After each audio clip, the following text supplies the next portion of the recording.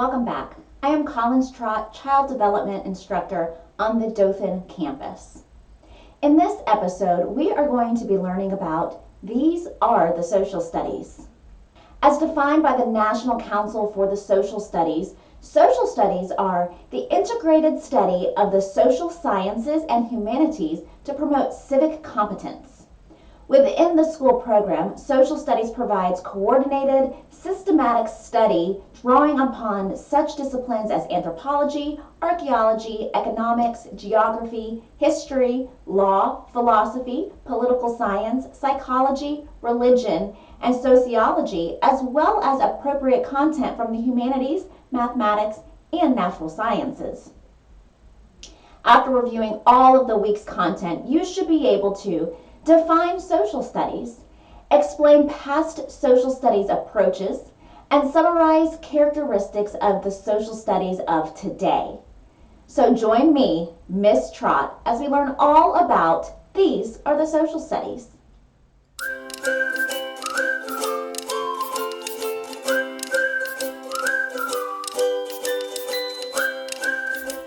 It seems overwhelming. The field of social studies is enormous, and children are so young.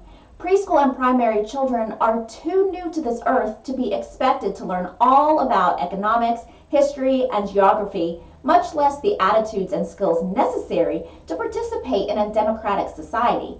Yet it is because children are so young that the subject of social studies is critical during early childhood. In these early years, the foundation for later and increasingly mature understandings is constructed. Realizing that children have a long time in which to grow and learn makes teaching social studies in the preschool and primary classrooms less overwhelming. During their early childhood years, children need to develop anticipatory, intuitive ideas and interests and gain basic knowledge that will serve as the foundation for the elaboration of more complex understandings, attitudes, and skills. Then, too, social studies learning takes place naturally as children participate in preschool or primary classrooms, which are themselves small democratic societies. Within these classrooms, the rights of the individual are constantly balanced with those of the group. Children naturally learn and use the knowledge, skills, processes, dispositions, and attitudes that will serve as a foundation for later social studies learning. Prepare children to be productive citizens in a democratic society and to integrate knowledge, skills, and attitudes within and across disciplines are the two main purposes of the social studies. Only when social studies are integrated, meaningful, and of interest to children will the discipline fulfill its purpose. Today's social studies are also grounded in current thinking about social studies education, using current theories of learning, developmentally appropriate practices, NCSS, and discipline standards and current curriculum models. Teachers have a basis for fulfilling the primary goals of the social studies: to prepare children to fulfill their role as citizens of a global world and to integrate the total curriculum. Before the 1930s, the social studies were concerned with an unchanging body of facts to be memorized. Appalled by this dry memorization of things children knew nothing about and had no experience with, Lucy Sprague Mitchell developed a practical and detailed account of the ways in which teachers could enlarge and enrich children's understanding of the world around them and their place in it. Mitchell's basic educational concept was that children need to experience things for themselves.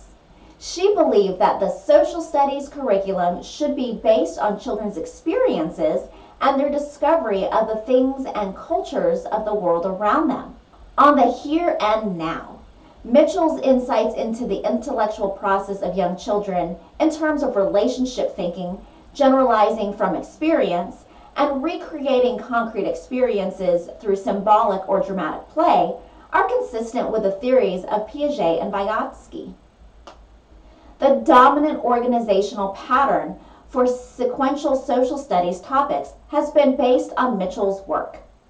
For example, the typical social studies curriculum began with the child in the neighborhood, then expanded as the child was introduced to societies farther away in time and space. This is known as the spiral curriculum or the expanding horizons, expanding community curriculum. As Mitchell was formulating her theories, Patty Smith Hill, in an attempt to apply the principles of democracy to school organization, initiated a curriculum with the goal of habit and social skill development. Training children in the skills and habits necessary to function in a democratic society would prepare them to participate in democracy. Hill's social living curriculum grew from child development and psychoanalytic theories coupled with a growing concern in the 1930s about education for citizenship. Caregivers shared the goal of supporting and fostering the social and emotional growth of young children by leading children to do the following: learn to share materials and ideas, develop healthy relationships with one another, become self-reliant, feel responsibility for their own behavior, develop interest and attention span, cooperate with others in a friendly, willing spirit, appreciate the worth and contribution of others, develop self-concept and self-respect.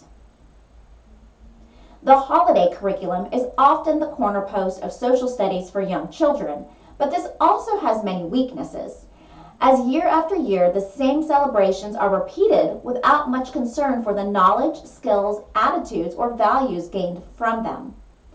In the middle of the 20th century, two major social forces influenced the social studies curriculum: the Soviet Union's launching of Sputnik and the civil rights movement of the 1960s. Theories, especially those of Piaget and Vygotsky, also influenced the curriculum. Today, social studies continues to be influenced by Dewey, Piaget, Vygotsky, and Mitchell.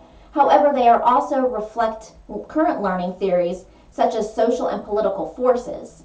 These influences are manifested in active learning, integrated subject area, meaning and relevance, high interest, engagement and challenge, social and participatory skills, attitudes and values, standards for knowledge, skills, and attitudes.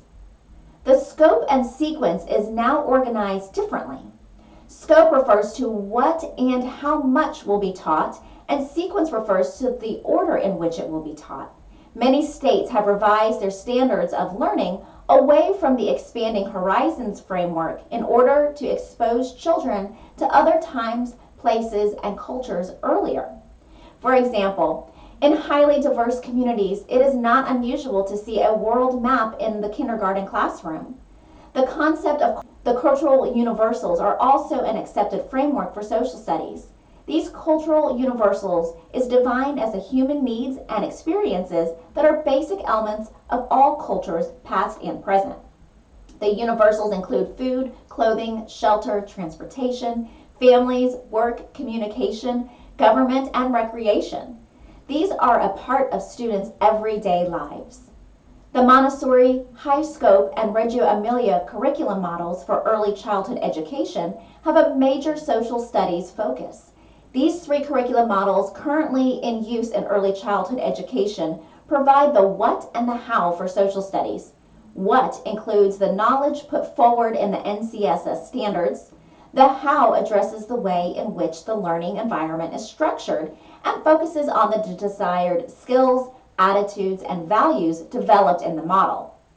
Each of the three curriculum models described is based on constructivist theories of active learning, integrated content, and meaningful experiences that are of high interest to children. Now, let's review what we've learned.